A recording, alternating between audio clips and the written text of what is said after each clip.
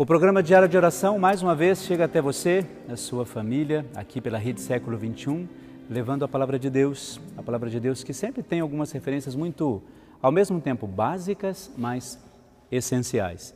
Aliás, eu acredito que era isso que o próprio Deus sempre quis, que a sua revelação fosse de fato simples, como foi, não é?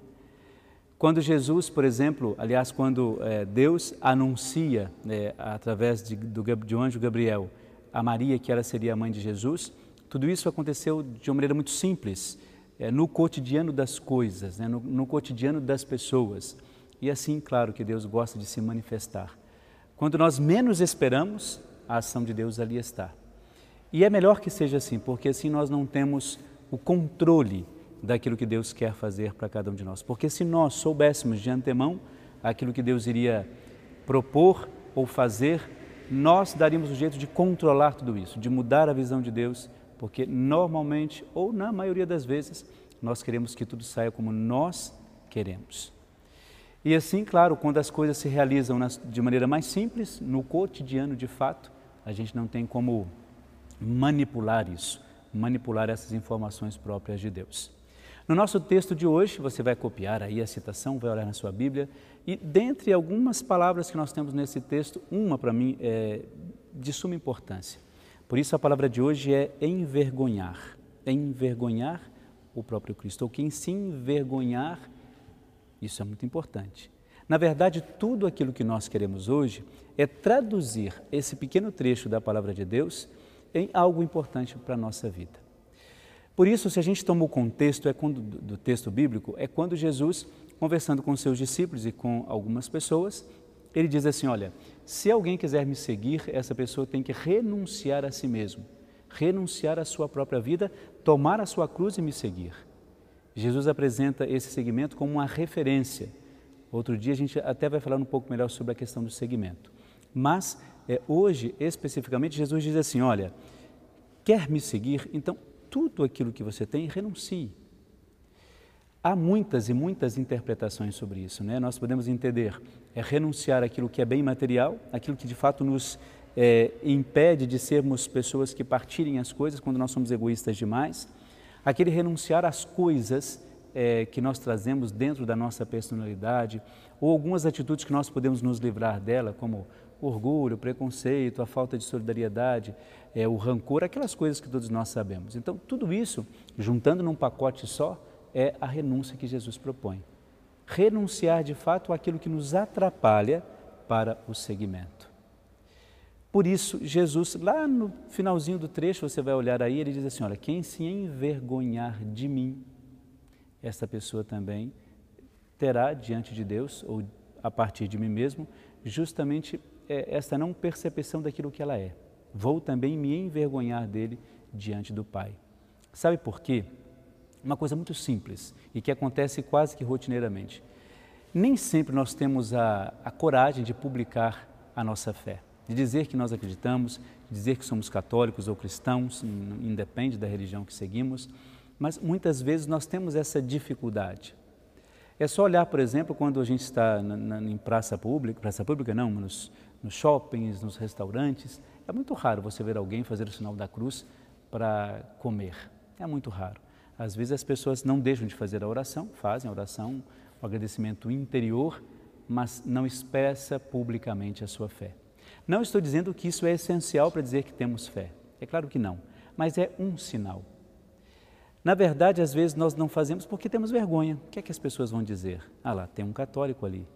E se você olhar bem, observar bem, pessoas de outras religiões fazem isso com muita tranquilidade. Nós não, nós temos vergonha, porque parece que é algo que incomoda, não os outros, mas a nós mesmos em primeiro lugar.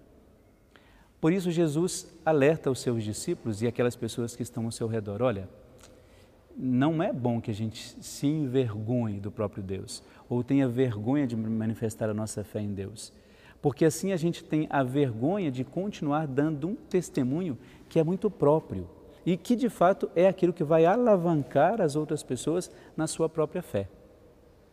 Eu dei, claro, um exemplo muito simples, mas se a gente for olhar bem, a gente vai perceber assim, se eu estou no restaurante, se eu estou no lugar público, onde eu vejo alguém fazendo o sinal da cruz, aquilo vai me contagiar de alguma maneira se eu sou católico. E eu vou ter a coragem de fazer a mesma coisa. Se um mal incita o outro, o bem também incita o outro bem. É aquela velha questão, se uma gentileza gera outra gentileza, é sinal de que um ato de fé gera outro ato de fé. Se um ato de bondade gera um ato de bondade, por que não? Um ato de espiritualidade gerar outro. É por isso que hoje, na nossa reflexão, vale a pena você dar uma olhada lá no texto bíblico e verificar até que ponto, a partir do texto bíblico, nós também não temos essa dificuldade de manifestar a nossa fé. É muito triste quando a gente percebe, olhando para nós mesmos, puxa, eu poderia ter feito isso, poderia ter dado esse testemunho e não dei. Quantas pessoas, por exemplo, deixaram de conhecer a sua fé a partir de uma ausência de um gesto seu? Pense bastante nisso. Muito bem, você fica agora então com uma oração muito especial para você, seu trabalho e para toda a sua família.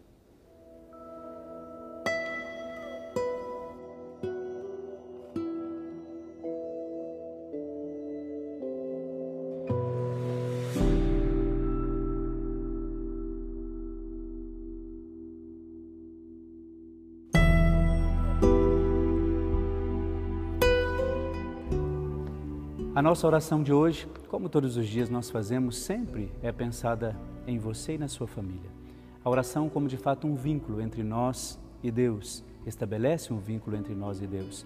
Por isso a gente sempre apresenta no final do nosso programa sempre essa oração, para a sua proteção, para a proteção da sua família, para o seu filho, para o seu marido, para a sua esposa, para os seus avós, para os seus pais, ou seja, para todas aquelas pessoas que de fato precisam da oração. Aliás, todos nós precisamos dela. Então, quando a gente encerra o nosso programa diário de oração com a oração, é justamente para dizer o quanto ela é importante para cada um de nós. Então, por isso, diante dessa oração que nós vamos fazer, sinta-se abençoado, abençoada, para que este seu dia, para que este seu momento, seja de fato um momento que está no coração de Deus.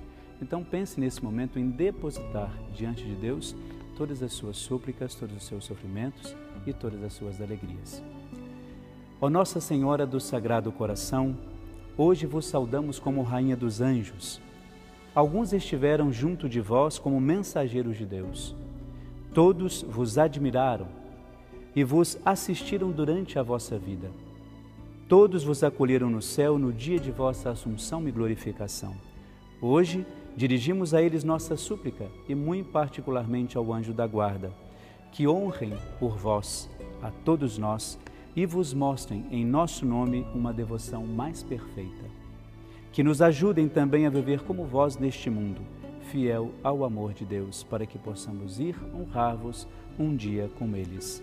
Nossa Senhora do Sagrado Coração, rogai por nós. Fique então com a bênção e com a proteção de Nossa Senhora do Sagrado Coração, essa que está ao seu lado e que te acompanha todos os dias de sua vida. Em nome do Pai, do Filho e do Espírito Santo.